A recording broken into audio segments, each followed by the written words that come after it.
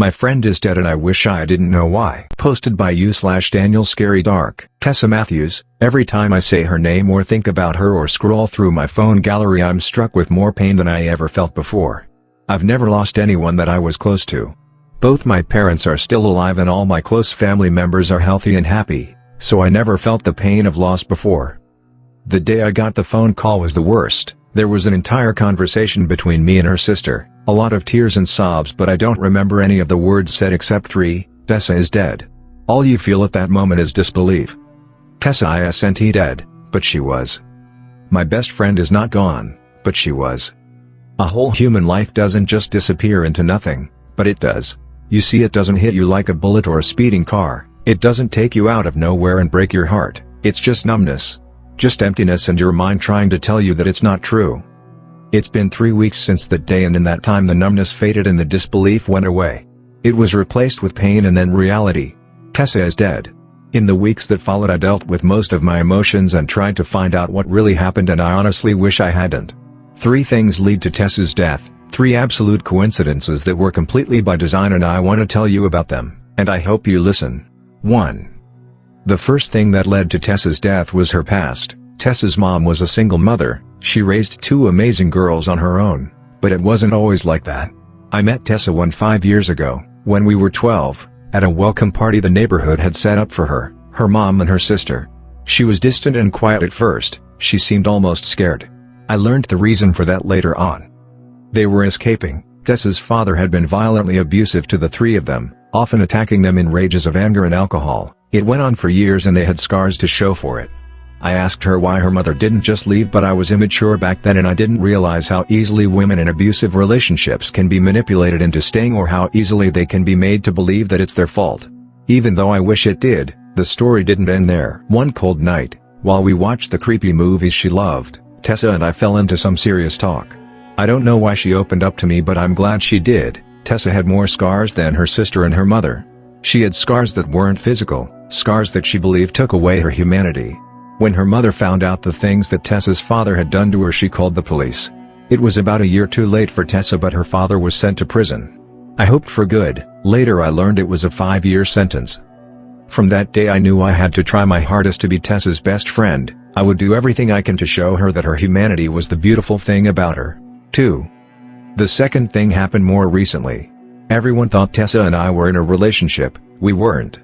We felt so much more for each other than traditional love. We knew everything about each other, and that's how I knew what she loved. Tessa often found herself in the dark parts of the internet, learning about monsters and ghosts and all things philosophical, but the thing she loved the most was creepypasta. She was a fan of the stories, the art, the fanfic, but most of all the culture.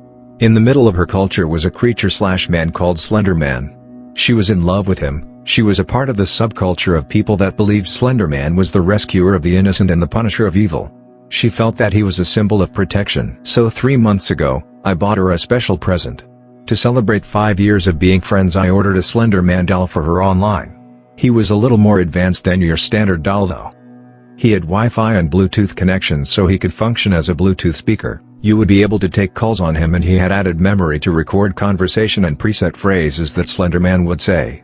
Later I learned that those were obsolete functions because Slender Man barely ever says anything. Despite that she loved it, she didn't stop smiling the entire day. 3. The last event that led to Tessa's death I only learned about after it was too late.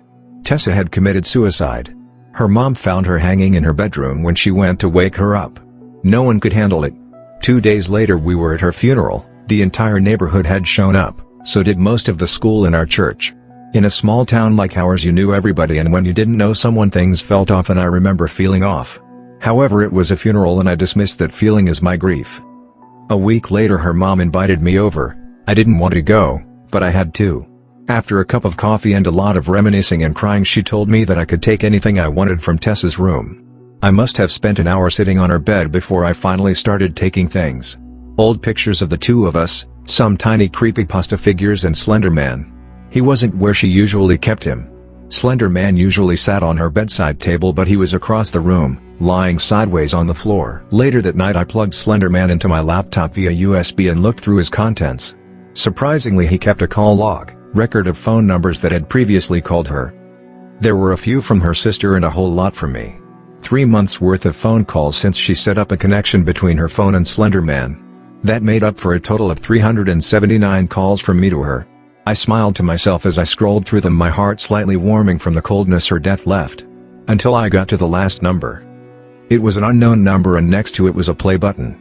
You see, Slender Man had a feature I didn't know about. I knew he had built-in memory, but I didn't know that he was automatically set to record calls from unknown numbers. When I saw the date of the last call, any warmth I felt faded completely. It was the night before they found her. Cautiously I pressed play. "Hello," I heard Tessa's voice say in the sweetest, most innocent way. "Hi, Tessa," a rough male voice responded. "Who is this? Don't you recognize my voice, kitten? It's Daddy." For a few seconds there was silence, cold, deathly silence. And then he continued. "I'm out, kitten. I'm coming to see you again and we're going to have so much fun, just like we did when you were younger." The call cut. I heard the end dial tone and it all hit me like a tsunami. It's been 5 years since Tessa moved here. Her dad went in for a 5-year sentence. Tessa loved Slender Man and believed he would protect her, but hearing her dad's voice come out of him must have broken her. A man who was supposed to protect her and hurt her coming out from a man she believed would protect her was too much for her, and that's why she did it. That brings me to today, 3 weeks after her funeral. The church held a Thanksgiving. Tessa may have been young, but everyone believed that celebrating her life was the right thing to do. I had different plans. I felt off at Tessa's funeral because in a town where everyone knows each other it's strange for someone you don't know to be there.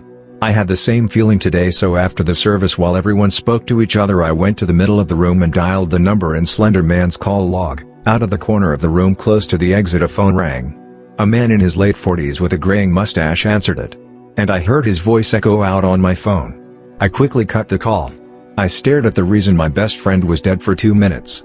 He never noticed me. Slender Man was Tessa's protector, until he was unknowingly used to kill her. But that's not what she believed about him. I went back to her house and took her Slender Man cosplay. Then I went to my dad's safe and took his gun. Now I'm sitting here writing this, and I can't help but wonder, what would Slender Man do? Thanks for watching. Please do like, share, comment and subscribe for more videos.